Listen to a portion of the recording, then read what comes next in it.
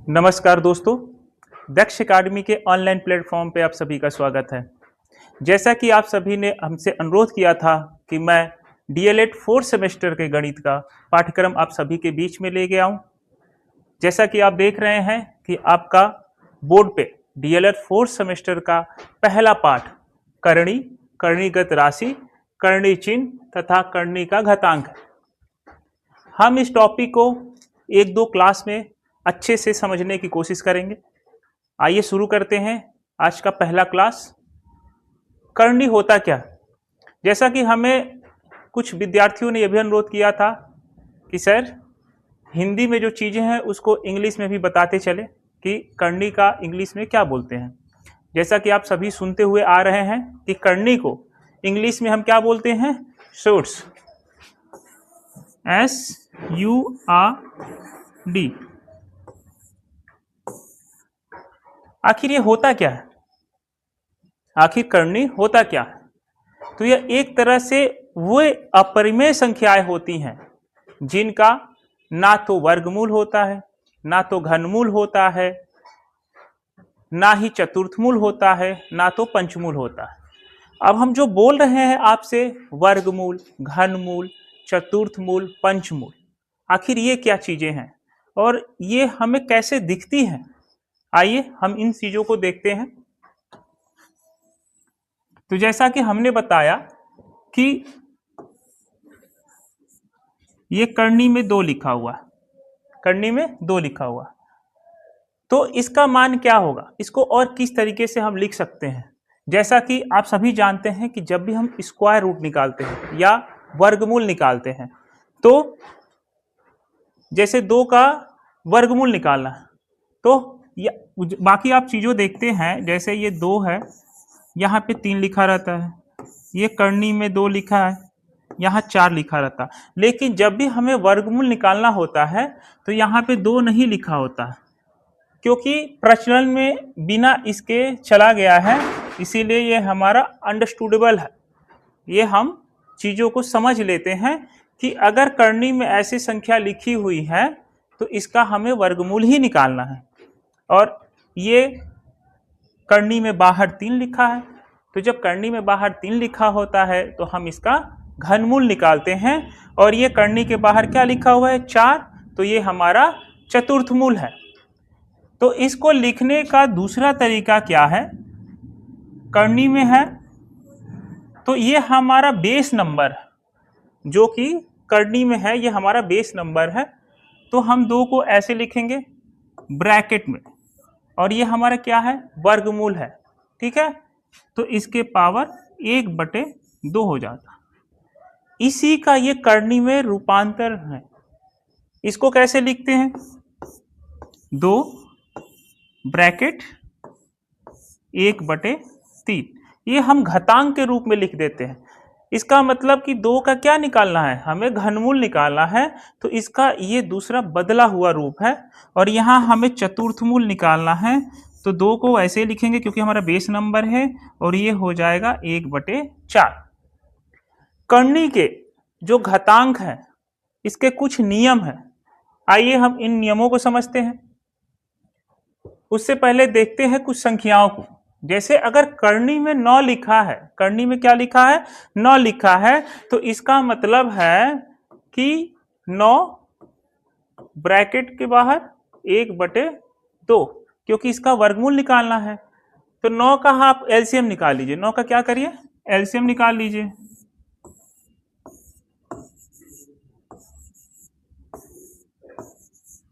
हम इसका एलसीएम निकाल लिए तो हमें पता चला कि ये क्या है? 3 × 3 है। इसको ये भी लिख सकते हैं 3 × 3 के पावर या घातांक 1/2। ये रहा आपका एलसीएम। कोई भी संख्या दिया हो उसका आप एलसीएम निकाल सकते हैं। आइए इसके आगे चलते हैं। इसका मतलब हो गया कि 3 के घात 2 है और ब्रैकेट के बाहर 1/2 है। इसको करने का तरीका है कि जब भी ब्रैकेट में दिया रहता है तो उसको हम गुणा कर देते हैं, तो 2 से 2 कैंसिल हो जाएगा, तो ये 3 के घात 1 अच्छा, तो ये 3 के बराबर हो जाए। जब भी हम एकेडमिक में क्वेश्चनों को सॉल्व करते हैं तो हम उसको एक एक स्टेप वाइज लेके चलते हैं। तो हमारा 9 का जो आंसर है वो 3 आया। आइए इसका देखते हैं। ये है 64 और इसका क्या निकालना हमको, घनमूल निकालना।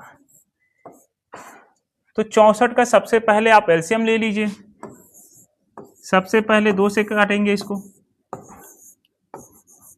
32, फिर 2 से काटेंगे 16, फिर 2 से काटेंगे, फिर 2 से काटेंगे और फिर 2 से काटेंगे तो 2 आएगा। तो हमें यहां से ज्ञात हुआ, हमारा एलसीएम आया 2 गुणे 2 गुणे 2 गुणे 2 गुणे 2 गुणे 2 और इसके घातांक 1/3 है। इसके घातांक क्या है, 1/3।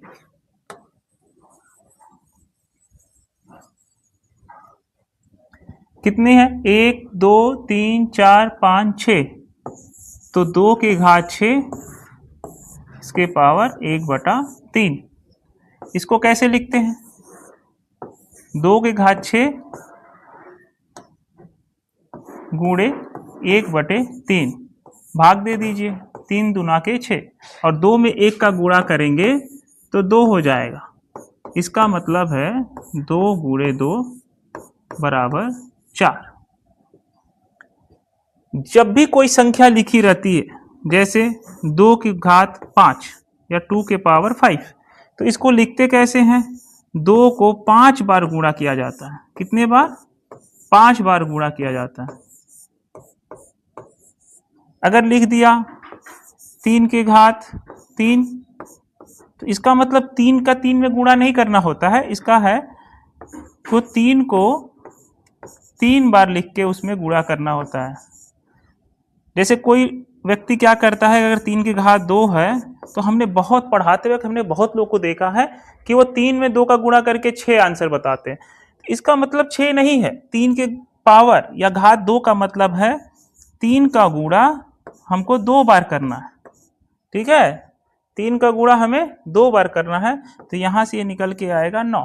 तो इन छोटी छोटी बारीकियों को आप ध्यान दीजिएगा। इस चीज को हटाते हैं। हमें उम्मीद है कि आप लोगों को समझ में आ रहा होगा। जैसा कि आप सभी जानते हैं कि हमारे दक्ष अकादमी जो कि सकलेनाबाद गाजीपुर में है, यहाँ यूपी टेट का बैच प्रारंभ हो चुका है और एक हमारा बैच दोपहर में भी प्रारंभ हुआ है जो कि 11 से 3 है।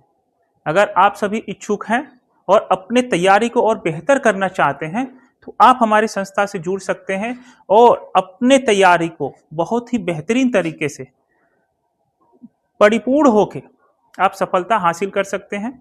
हमारे यहाँ बहुत ही अनुभवी फैकल्टीज है और हमारे डायरेक्टर कुलदीप सर आप सभी का हमेशा सहयोग करेंगे और एक अच्छा परिणाम लाने में आप सभी का अपना पूरा मेहनत करेंगे ताकि आपका परिणाम बहुत ही अच्छा आए। आइए चलते हैं अपने सवालों पे। 16 के करनी में दिया है और बाहर लिखा है 4, तो ये 4 का मतलब होता है कि ना तो ये वर्ग है ना तो ये घनमूल है। ये क्या है आपका, बाहर 4 लिखने का मतलब है कि आपको चतुर्थमूल निकालने को बोल रहा है। तो इसको कैसे लिखते हैं, ये आपका बेस नंबर है तो इसको ब्रैकेट में लिखेंगे और ये चतुर्थमूल निकालना है तो चतुर्थमूल निकालने का मतलब कि इसके पावर 1/4 मतलब इसके घात 1/4 लगाएंगे। अब 16 का क्या करेंगे, आप एलसीएम ले लीजिए 16 का, 2 8 16, 2 चौके 8, 2 दूनी के 4, तो कितना हो गया, ये हो गया आपका 2 गुणे 2 गुणे 2 गुणे 2। 2 कितने बार आया, 1 2 3 4, 2 के पावर 4 और ब्रैकेट के बाहर 1/4। इसको कैसे करते हैं, ये जो ब्रैकेट में है और जो ब्रैकेट के बाहर है उनका आपस में गुणा कर देते हैं। तो 4 से 4 कट जाएगा 2 के घात 1 बचेगा, जिसका मतलब होता है 2। हमें उम्मीद है कि यहां तक आप सभी को समझ में आया होगा कि हम क्या कर रहे हैं। अब आइए कुछ उसके नियमों पे चलते हैं कि आखिर घातांक के कुछ नियम है और वो नियम क्या कहता है। जैसे कोई संख्या है a, वापस से वही संख्या है, अगर इसके जो पावर है, घात है, अलग अलग है और बीच में किसका चिन्ह है, गुणे का चिन्ह है, तो संख्या को लिख के उसके जो भी घातांक है, जो भी घात है, उनको क्या करेंगे, आपस में जोड़ देते हैं। जैसे अगर 3 के घात 2 दिया हो, बीच में गुणे का चिन्ह है, फिर से बेस में 3 हो और उसका जो घात है वो 1 है, पावर, तो इसको क्या करेंगे। इसको करने का तरीका है कि हमारा ये जो बेस है वो क्या है, बराबर है, तो बेस को लिख देंगे और जो घात है 2 और 1 इसको ला के ऊपर जोड़ देंगे, तो ये कितना हो जाएगा, 3 के पावर 2 में 1 जोड़ेंगे तो 3 हो जाएगा। यहां तक उम्मीद है कि आप सभी को समझ में आया होगा। ये कब करेंगे, जब बीच में गुणे का चिन्ह बना। ठीक है। दूसरा नियम क्या है कि जब भी संख्या भाग में दी हो और बेस सेम हो तो घातांक को आपस में घटा देते हैं। जैसे वही उदाहरण लेते हैं, अगर 3 के घात 2 है और बीच में किसका चिन्ह है, भाग का, और बेस वही है 3, तो इसको कैसे करेंगे, बेस हमारा दोनों जगह सेम है, लिख लेंगे, जो भी ऊपर पावर दिया है उसको माइनस कर देंगे, तो ये हो गया 3 के घात 2 में से 1 गया 1। जब भी अभी हमने सवालों में देखा था कि जो बेस संख्या थी उसका घात था, फिर ब्रैकेट लगा था, उसके बाहर एक और घात था, तो उसका हम लोग आपस में गुणा कर रहे थे। जैसे 3 के पावर 2 और इसके बाहर अगर 2 है तो इसको क्या करेंगे, ब्रैकेट के बाहर जो है और ब्रैकेट के अंदर जो घात है, इनका आपस में हम क्या कर देंगे, गुणा कर देंगे, तो ये हो जाएगा 3 और उसके घात 4। हमें उम्मीद है कि यहां तक आपको समझ में आया होगा। जब भी कोई संख्या लिखी हो 3 गुणे 2 और इसके घात ले लेते हैं 5, तो इसको करने का तरीका होता है, देखिए अब ये 2 बेस संख्याएं हो गई 3 और 2 और इन दोनों के घात 5 है, तो इसको एक लिखने का तरीका ये भी है कि 3 के घात 5 कर लीजिए और बीच में गुणे का चिन्ह है और 2 के घात 5 कर लीजिए। तो ये रहे कुछ नियम। हमें उम्मीद है कि आपको घातांक के नियम कुछ समझ में आए होंगे। आइए हम सवालों के माध्यम से समझने की कोशिश करते हैं और आपके जो 4th सेमेस्टर डीएलएड का पेपर है उसमें कुछ सवाल कैसे आते हैं, आइए उन पे चर्चा करते हैं। जैसे एक सवाल है 32 के घात 1/5, इसका मान पूछा है कि क्या होगा। तो सबसे पहले आप 32 का एलसीएम निकाल लेंगे। क्या करेंगे, 32 का एलसीएम निकाल लेंगे। 16 दूना के 32, 2 आठे 16, 2 चौके 8, 2 दूनी के 4, फिर 2 से करेंगे तो 1। तो हमें यहां पता चला कि 2 गुणे 2 गुणे 2 गुणे 2 गुणे 2, इसके घात 1/5। तो 2 कितने बार है, काउंट कर लीजिए, 1 2 3 4 5, तो 2 के घात 5 और ये ब्रैकेट के बाहर है 1/5। जैसा कि आप सभी जानते हैं कि अभी हमने पढ़ा है कि कोई भी संख्या उसके घात 2 है और ब्रैकेट के बाहर उसके घात कुछ और है, तो उन दोनों घातों को आपस में गुणा कर देते हैं। आइए चलते हैं, यहाँ पे 2 के घात 5 है और जो ब्रैकेट है उसके बाहर 1/5 है, तो इन दोनों को आपस में गुणा कर देंगे। तो 2 के घात 5 गुणे 1/5, 5 से 5 काट देंगे, तो ये निकल के आया है 2 के पावर 1 बराबर 2। ये आपका उत्तर हो जाएगा। आइए दूसरे क्वेश्चन की तरफ चलते हैं। अब यहाँ देखिए, इसको एक और तरीके से लिखा जा सकता है, जैसे आपके पेपर में दिया होगा 1024 1024 और यहाँ पे 5, मतलब ये पंचमूल पूछा है। ठीक है, इसी का दूसरे तरीके से लिखने का ये तरीका है। ठीक है, ये पंचमूल है, इस संख्या का हमें क्या निकालना है, पंचमूल निकालना है। तो पंचमूल निकालते हैं और वो संख्या का सीधे आपको ब्रैकेट के बाहर 1/5 कर दिया है। तो इस संख्या का सबसे पहले हम निकालते हैं एलसीएम।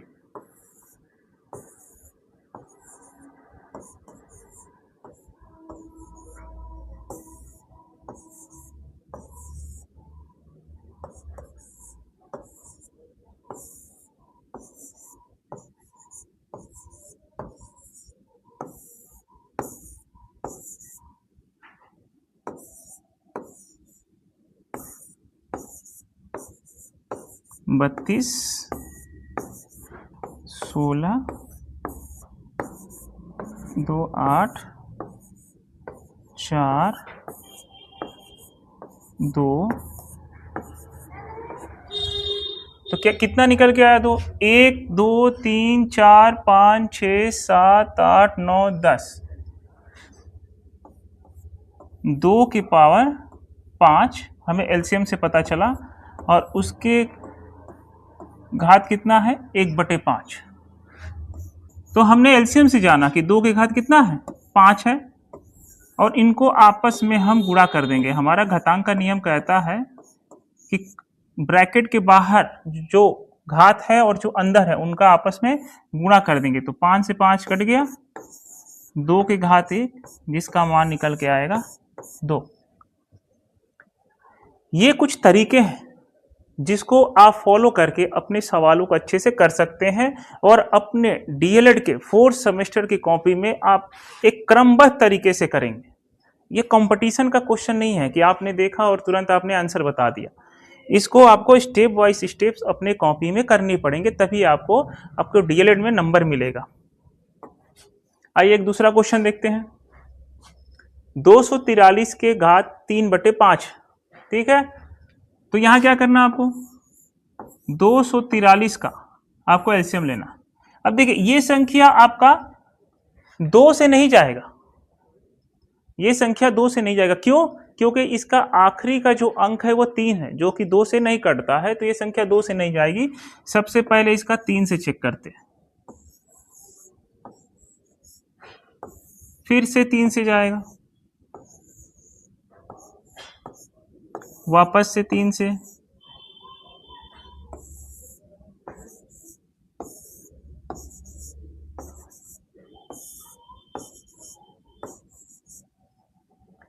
तो हमें क्या मिला, 3 गुणे 3 गुणे 3 गुणे 3 गुणे 3 और इसके घात 3/5।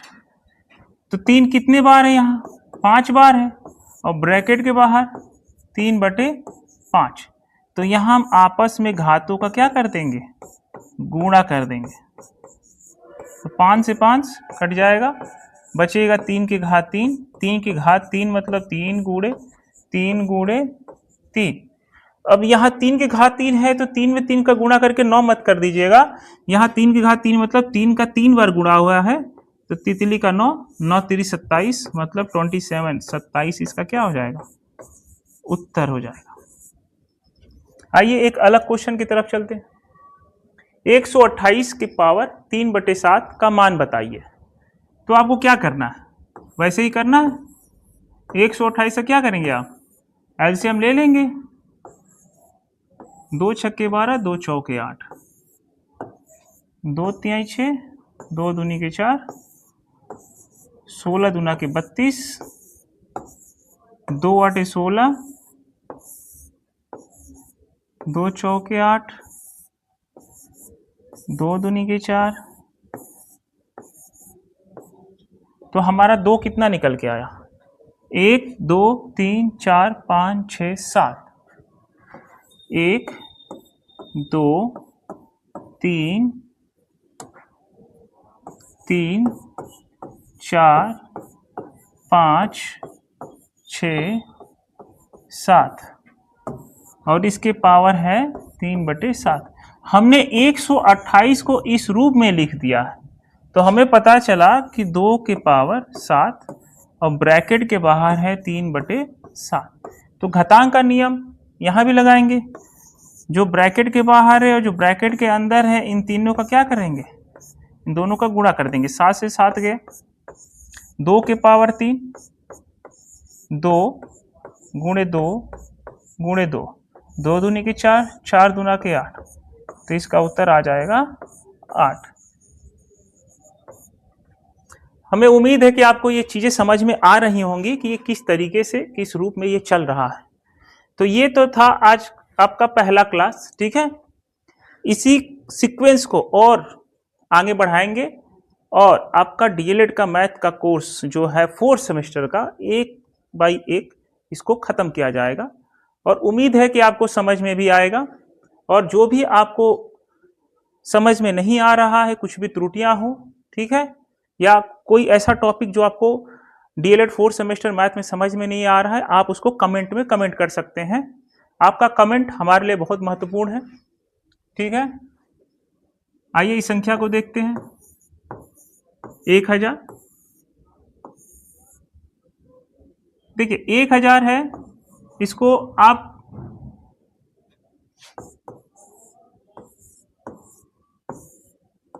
दो से जाएगा, 25 दूना के 50, फिर 2 से जाएगा, 2 एकम 2, 2 दूनी के 4, 2 पाँचे 10।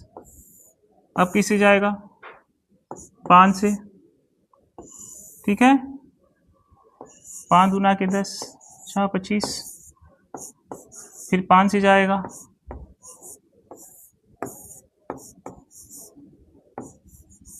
तो हमें क्या मिला, 2 गुणे 2 गुणे